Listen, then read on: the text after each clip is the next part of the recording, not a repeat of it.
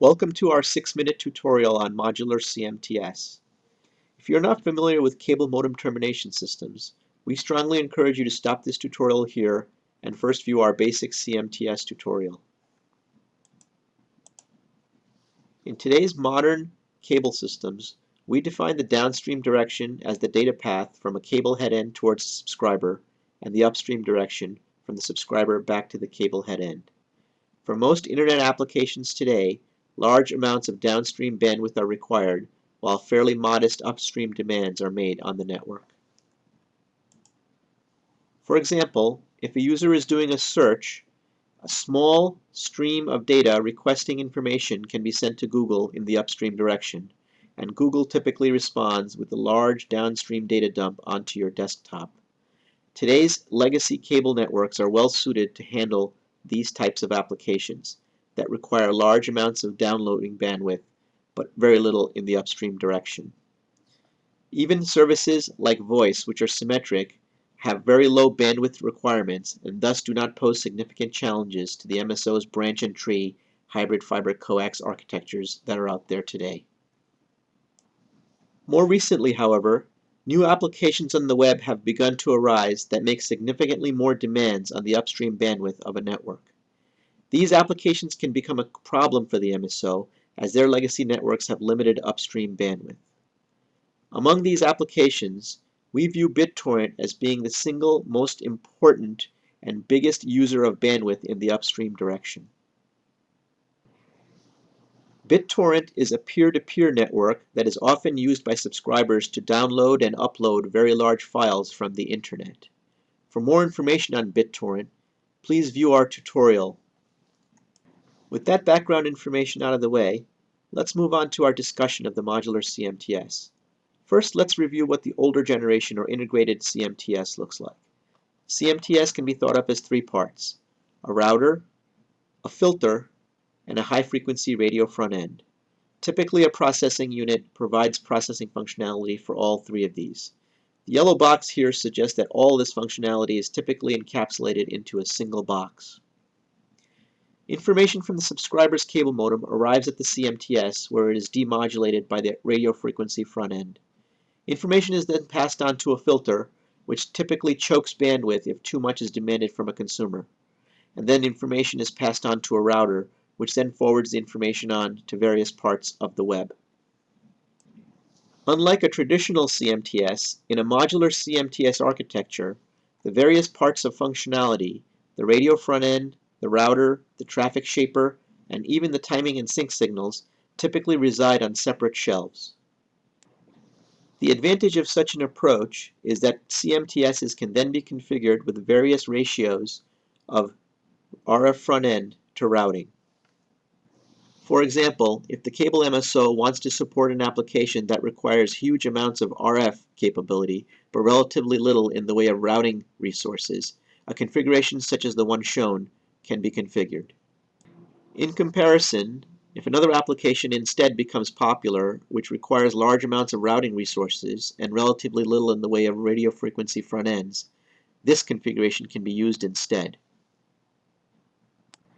Thus, unlike an integrated or traditional CMTS, where the ratio of radio frequency capabilities to traffic shaping to routing is all fixed in a single box, in a modular CMTS architecture, different amounts of each of this functionality can be purchased separately and configured in a single CMTS. The modular CMTS architecture definition in the new DOCSIS 3.0 standard also allows for dynamic frequency allocation and channel bonding. These are two techniques that a CMTS can use to provide large amounts of bandwidth both in the upstream and downstream direction for brief periods as need arises. In a dynamic frequency allocation scheme, frequencies are assigned as needed from the radio front end and are not fixed for each subscriber. Likewise, channel bonding, or the addition of multiple frequencies together to form a large pipe, is used to provide large amounts of bandwidth for brief periods. It is important to recognize, however, that these dynamic frequency allocation and channel bonding techniques are much more adept at providing bandwidth for bursty applications. This is because they inherently take bandwidth from one consumer and give it to another for a brief period. As such, they are not as useful for applications like BitTorrent that make more constant bandwidth demands on the network. Consider, for example, the two scenarios depicted in this picture. On the left, we see a user that is uploading pictures to Shutterfly. He may make a large demand for upstream bandwidth on the network for a few minutes while these pictures upload. But after those minutes go by, his demand goes back to a much more normal level. In comparison, BitTorrent users often leave their machines on for several hours or days at a time. As such, the demands they make for both upstream and downstream are far more constant and much higher than the scenario shown on the left. Thus, the frequency allocation techniques and the use of a modular CMTS architecture are much more adept at handling scenarios shown on the left than the constant demand scenarios shown on the right. For the scenario on the right, more bandwidth is simply required. It is for this reason that in addition to the advantages of the modular CMTS architecture we have already described, the new DOCSIS 3.0 standard also reclaims a portion of the spectrum from 42 MHz to 85 MHz, which can be then used for providing more upstream bandwidth in the network.